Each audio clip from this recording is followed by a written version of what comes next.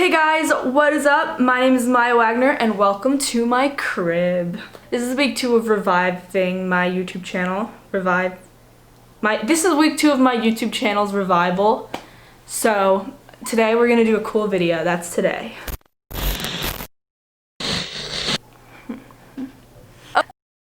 Let's start with the one I use the most, and TBH, it's kind of hilarious that this is my most used MIDI controller. First up, we've got this bad boy. This is the MPK Mini by Akai Professionals. This one is, honestly, TBH, this might be my most used one. Besides the Elisa one, that's right there. But honestly, people get shit on this all the time because it's like not expensive and it's like made cheaply. But that's the point. I used to carry this around back when Berkeley wasn't remote. I literally carried this around in my bag everywhere I went. It's so light, well, compared to other controllers, and it's got everything you need. Literally, I do like all these live looping videos with this because it has the knobs I need, it has the pads I need, and it has the keys. This is like a staple. Hello? This one is kind of like a go-to. It's like a must-have. You gotta have a portable MIDI controller. I've never tried any other little portable one besides this, except for my Roli, which I don't think counts because that's a whole other like category. My actual piano player friends hate that the keys are tiny, but since the keys are tiny, I can carry it around, so I like it.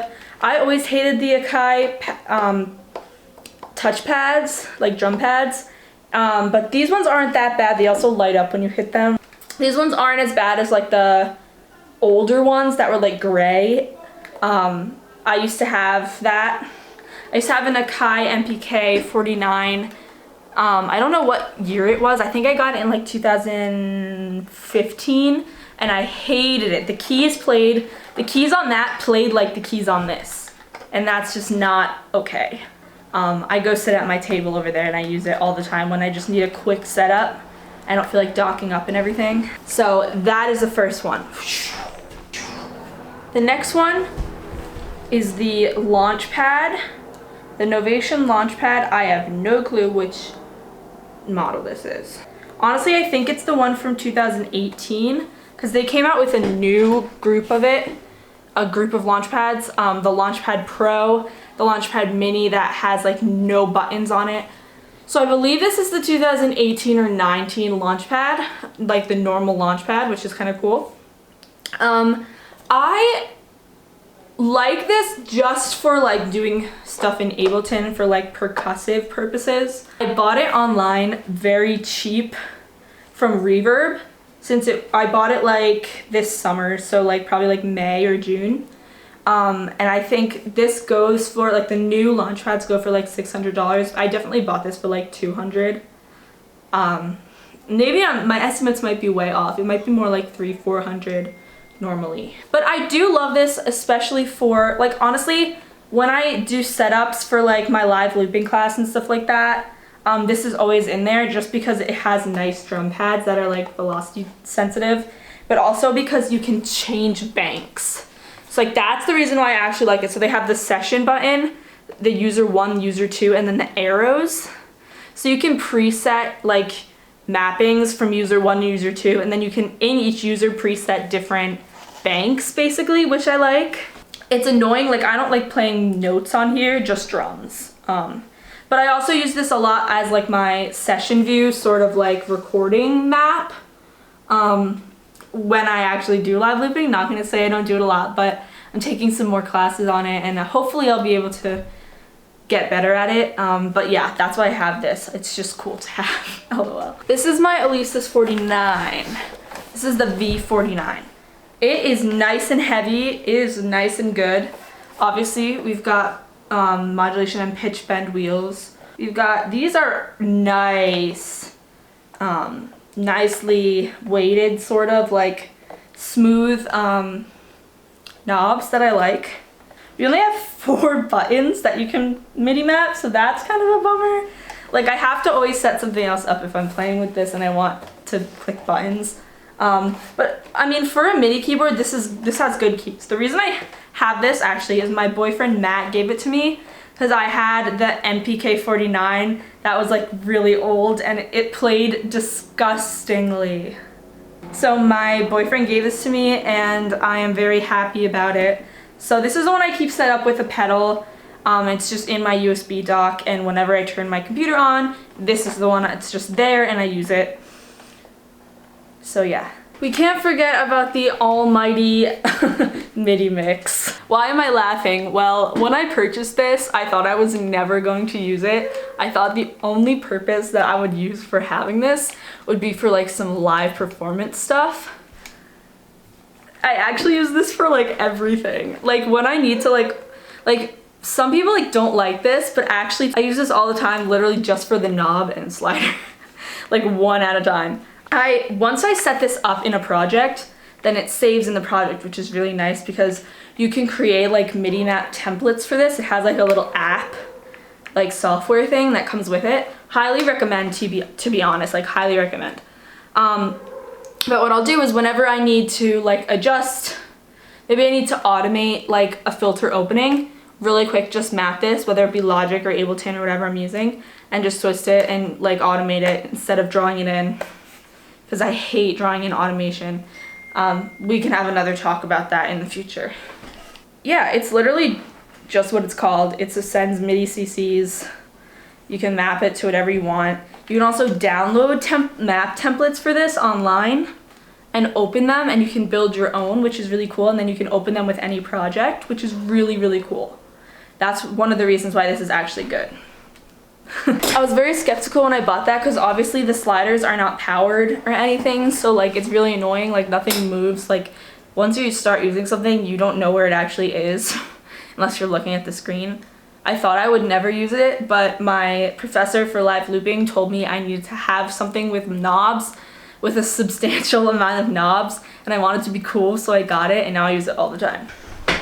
Let's talk about the Ableton Push. Disclaimer. This does not belong to me. This belongs to the Berklee College of Music library. I don't know if I'm allowed to share this on the internet, but hopefully my bosses don't find out that I have this. No, they know that I have this. Don't find out that I posted on YouTube about this. But I guess they would have to like watch the whole video to know because I'm not putting this in the thumbnail, LOL. I work at the Berklee Creative Technology Center as a peer trainer, and we are currently in COVID mode at the moment. And no one's using these, so my bosses said I could, actually, I had left before like a lot of the employees took stuff home from the lab, that I had left early, so I hadn't gotten the opportunity to take anything. So then once we found out that fall 2020 was gonna be remote, my boss actually went to campus and got me a couple things. So he got me the Apollo, which is really cool, and I have to buy my own now by the time we give it back. He got me a Model D, Behringer Model D, and he gave me the Ableton Push. I don't like the Ableton Push. Why is that? A few things. It's not versatile. It's almost too complicated for me. Like, it's very self-explanatory. I don't mean I can't figure it out. I mean, the workflow on it is you have to press too many buttons. It's too much doing it while you're performing or while you're using it than it is doing it beforehand, and that's just not me. It's just roundabout, and I just don't like it. I never use this. Like, I was so excited to get it. I wanted to learn how to use it. I learned it, I worked with it for a day, and I was like, no, this is not my thing. But it's very, very cool. It's just, I'm not just an Ableton girl. I use all kinds. I use Logic too. I just don't use it. I'm not gonna lie. I'm glad I didn't buy my own because I don't think I'll be purchasing an Ableton Push anytime soon. Then we've got this baby. This is the Roli Songwriter Kit. This is really cool. I also bought this on Reverb for like half the price, which is very cool. So yes, I purchased this. Is the Roli Songwriter Kit. And Songmaker Kit, they actually call it. What does this have? Let's dive in. So in here, you got like the little magnetic thing that like opens, and then you have one Roli block. This technically also counts as a block, but this is like the This has little buttons that are automatically mapped to like the Roli suite sounds, but you can do whatever you want with them. And then it has a 2-octave actual Roli keyboard. If you guys are not familiar with the new-ish MIDI polyphonic expression technology, Roli did sort of get that ball rolling with the Roli C boards in the beginning, and they have a bunch cool things now that you even have the blocks, which is like my favorite thing ever because I love XY pads. I'm getting so many text messages. It just feels so cool, but also you can do so much with it, especially as a sound designer. So I kind of stopped using this, and then Matt told me to use it more, and I've been using it more kind of in place of the Akai MPK, and honestly it's so cool. This also comes with a bunch of its own like Roli sounds, which also works as a VST like plugin. I'm so glad I'm the owner of this. I can't even tell you. It just feels, the blocks feel so cool. Like I really want to start integrating this into my daily routine more. The other thing that's cool about this is it's also Bluetooth. So if you charge it up, you don't have to plug it in. But it does plug in with our I just dropped everything. With our lovely USB-C / Thunderbolt 3. And yes, so that is the Roli Songmaker Kit, and it's really cool. So I do highly recommend this when you don't need a giant Roli, you just want to take advantage of the polyphonic expression. So yes, that is my MIDI controller collection. If you guys want to see more about any of these specific controllers, let me know. And if you want reviews, more in-depth reviews or tutorials, also let me know. If you guys want to listen to my music, you can check me out by searching Maya Wagner on any online streaming service. And you can follow me on Instagram and Facebook and check out my website, which is all in the description. And that is all. Peace.